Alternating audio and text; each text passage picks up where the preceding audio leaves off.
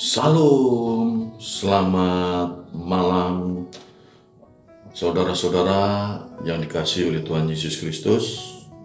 Renungan edisi Selasa 4 Juli 2023 pada hari ini, yaitu terdapat dalam kitab 1 Raja-Raja, pasalnya yang ke-21, ayatnya yang ke-17 sampai yang ke-29, dalam perikop kebun anggur Nabot.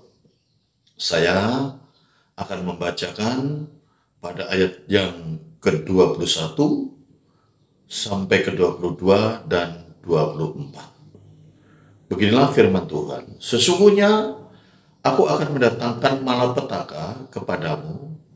Aku akan menyapu engkau dan melenyapkan setiap orang laki-laki dari keluarga Ahab, baik yang tinggi maupun yang rendah kedudukannya di Israel.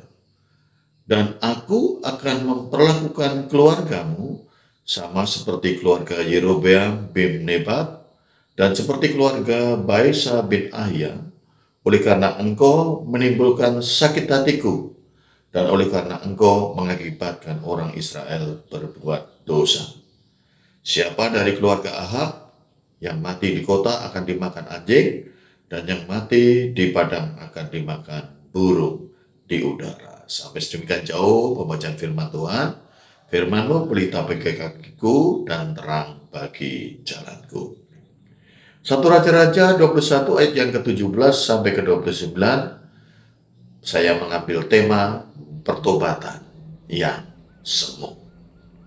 Saudara-saudara, pasti kita akan merasa ngerti apabila kita membayangkan hukuman yang akan diterima oleh Raja Ahab. Kalau kita melihat di dalam nas kita, ayat yang ke-19, di mana dikatakan di sana anjing telah menjilati darah Nabot, di situ juga anjing akan menjilati darahmu. Ayat yang ke-21 sampai ke-22, Tuhan akan menyapu Ahab dan keluarganya sebagaimana yang pernah dilakukan kepada keluarga Yerobeam bin Nebat dan keluarga Baesa bin Ahia. Dan pada ayat yang ke-23 tentang Isabel, istri Raja Ahab, hukumannya akan lebih ngeri lagi. Kalau Raja Ahab hanya dijilati darahnya oleh anjing, maka Isabel akan dimakan oleh anjing. Saudara-saudara, kita tahu anjing adalah binatang najis bagi orang Israel. Jadi adalah sesuatu yang sangat menjijikkan dan sesuatu yang sangat hina. Bila seseorang dalam kematiannya dijilati atau menjadi makanan anjing, hal inilah yang akan diterima oleh Raja Ahab karena dosa-dosa yang selama ini telah diperbuatnya, di mana ia membuat peribadatan kepada Baal. Ia mengambil Isabel, seorang yang sangat jahat, sebagai istrinya. Dan ia melakukan perampasan kebun anggur Nabot dan akan dijadikan kebun sayur, dan berakhir dengan pembunuhan terhadap Nabot. Tetapi ketika tahu apa saja dosa yang telah diperbuatnya, Ahab tampaknya mengalami perubahan dan pertobatan. Kita lihat pada ayat yang ke-27, dinyatakan di sana, segera sesudah Ahab mendengar perkataan itu, ia mengoyakkan pakaiannya, mengenakan kain kabung pada tubuhnya dan berpuasa. Bahkan ia tidur dengan memakai kain kabung dan berjalan dengan langkah lamban. Yang menjadi pertanyaan adalah, apakah Raja Ahab telah benar-benar mengalami perubahan, pertobatan di dalam hidupnya secara sungguh-sungguh? Dalam arti, ia betul-betul melakukan karena takut akan hukuman Tuhan. Apakah ini ada perubahan atau pertobatan yang sebentar saja, atau pura-pura, atau semu, atau apakah ini pertobatan yang memang lahir dari kesadaran atau kebencian terhadap dosa dan mau hidup mengasihi Allah. Ternyata saudara-saudara, kalau kita melihat pada pasal yang selanjutnya, 1 Raja-Raja pasal yang ke-22, terlihat dia kembali membenci dan menganiaya nabi-nabi Tuhan. Dapat dikatakan bahwa Ahab sebenarnya tidak sungguh-sungguh, tidak benar-benar telah berubah atau bertobat.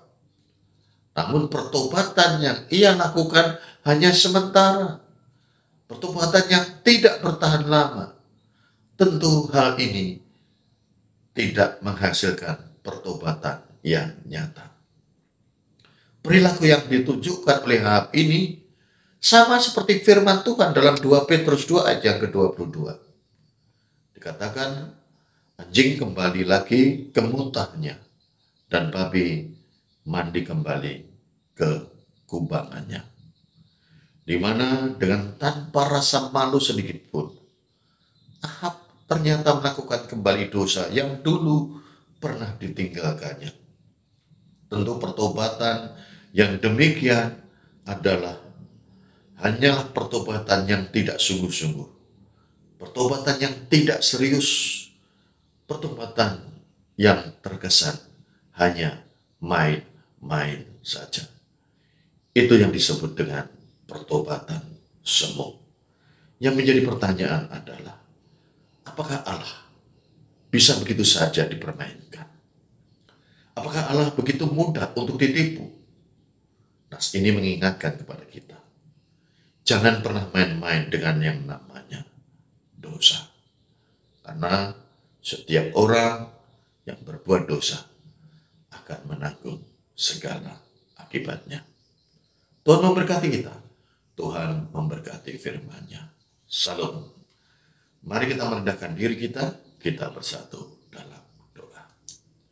Terima kasih ya Tuhan, firman pada hari ini mengingatkan kepada kami, supaya hidup kami senantiasa berkenan kepadamu. Hidup kami selalu mengalami perubahan yang baru, mengalami pertobatan yang sesungguhnya. Bukan pertobatan yang semu, bukan pertobatan yang pura-pura, bukan pertobatan yang sementara, sebagaimana yang dilakukan oleh Ahab. Apabila hal itu yang ingin kami lakukan, kami harus menanggung segala akibatnya. Untuk itu ya Tuhan, ajarkan kami untuk menjadi anak-Mu yang selalu taat setia kepada Tuhan. Selalu menjadi orang-orang yang takut akan Engkau, dan menjadi orang yang selalu berkenan kepadamu. Pakai hidup kami ya Tuhan, untuk menjadi saluran berkat bagi keluarga kami, bagi orang lain di sekitar kami, sehingga hidup kami senantiasa boleh berguna bagi kemuliaan nama Tuhan. Oleh dan di dalam nama Tuhan Yesus Kristus, kami naikkan doa kami ini. Amin.